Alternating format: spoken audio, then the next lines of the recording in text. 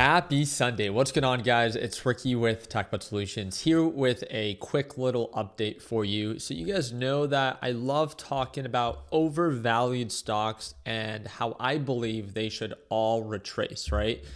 With that being said, I like to be level-headed when moments like this present themselves.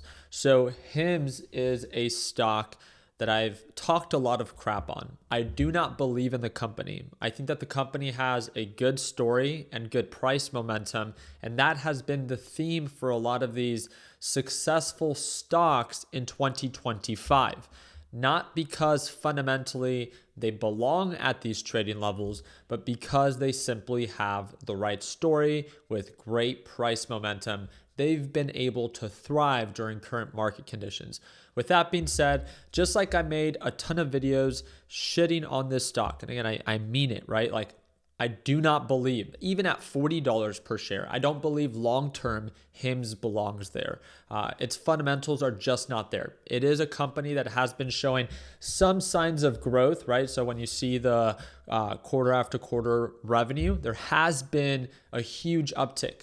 It doesn't matter, right? So it doesn't matter in the sense of from how much it's producing to what it's currently valued at. I mean, even at the current valuation of $10 billion. And I want to remind you, this $10 billion valuation is from the highs, is after a 35% retracement from the highs of $70 per share. So it was trading at, I think, $14 to $15 billion, yet this is a company that produces less than 193 million in profit per year of net income. So just remember that.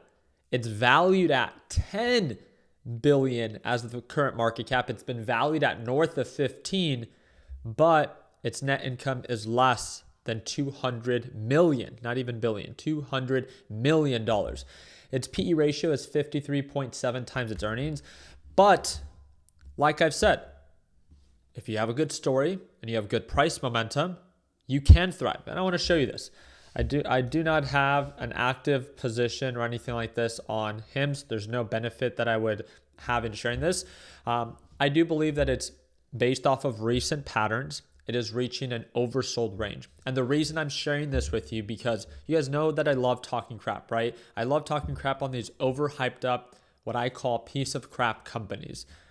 But there comes a time where you just have to respect the trend, especially in the current market conditions that we are today. So I do believe that it's oversold based off of recent patterns. I hope it continues to sell off. It's at 45. We've had a previous support range right around $40 per share, but this has happened in the past before. We hit highs of around 65, 70. It gets rejected. It finds its support. It goes back to retest. So it's important to respect, and that's the whole point of this video, is especially for those active traders. They're not investors, right? Active traders trying to get in, get out, make your money and bounce based off of recent time frames, especially if market sentiment begins to uptick due to the expectation of the Federal Reserve in cutting interest rates. Remember, markets can push up higher, and that environment for the overall stock market can allow these companies, regardless of their fundamentals, to thrive. And this is where we need to remove our ego and our personal opinions and bias of these stocks, just like this, right? And focus on what actually matters right now. Remember, fundamentals matter long term. They don't matter in the short term when technicals are in place, right?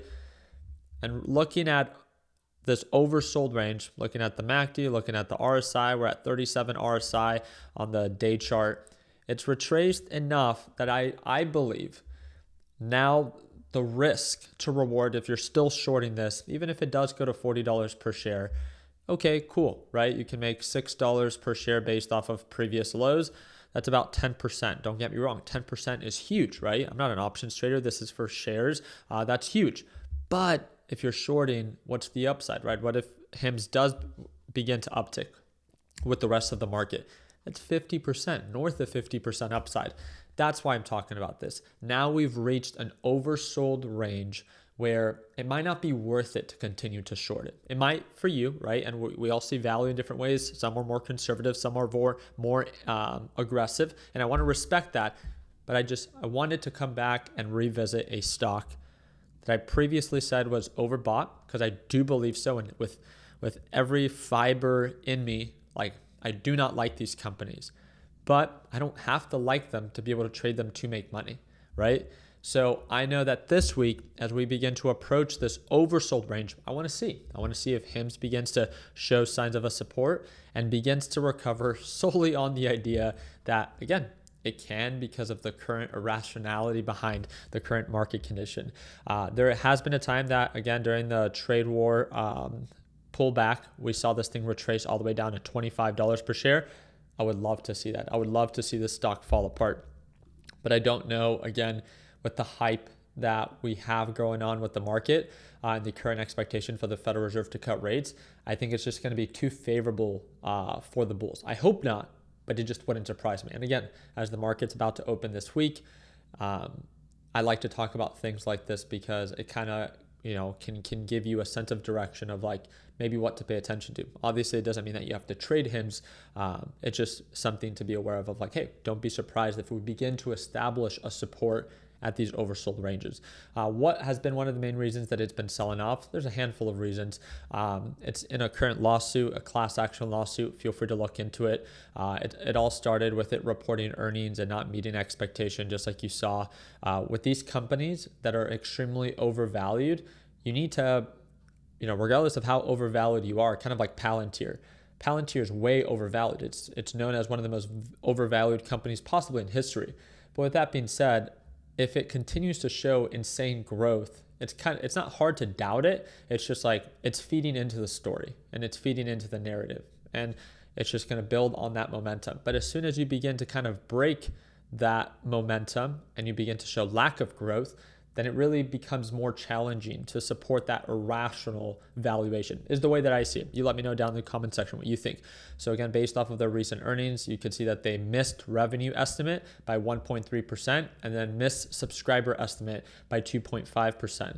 And then we have a comparison between HIMS and Palantir. In my opinion, HIMS is an erectile dysfunction drug that is in a very saturated market. I don't see how this would ever be something that would compare to Palantir. Palantir, regardless of how overvalued I think it is, it's kind of like that AI type of stock. It kind of has the it factor, right? It's Wall Street's new favorite stock. It's one of the best performing stocks of 2025. It has a great story. It has great price momentum, and it's in a space that is very trendy as of right now and very relevant, AI space, right? And also when it comes down to its government affiliation or investment, I mean, feel free to look into it. It kind of just almost checks every box. And regardless of how overvalued it is, it's just a stock that just continues to show signs of growth. And again, don't get me wrong, fundamentally, it is still incredibly overvalued. You are paying a huge premium to own a stock like Palantir,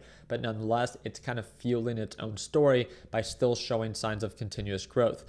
Different story with HIMS because obviously that growth is kind of beginning to lack as of right now. But yeah, and then the other thing was that,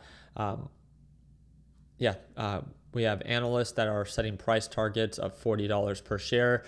We have Investing Pro that shows a series of analysts that put it at an average price of $31.50, which means 31.5% downside.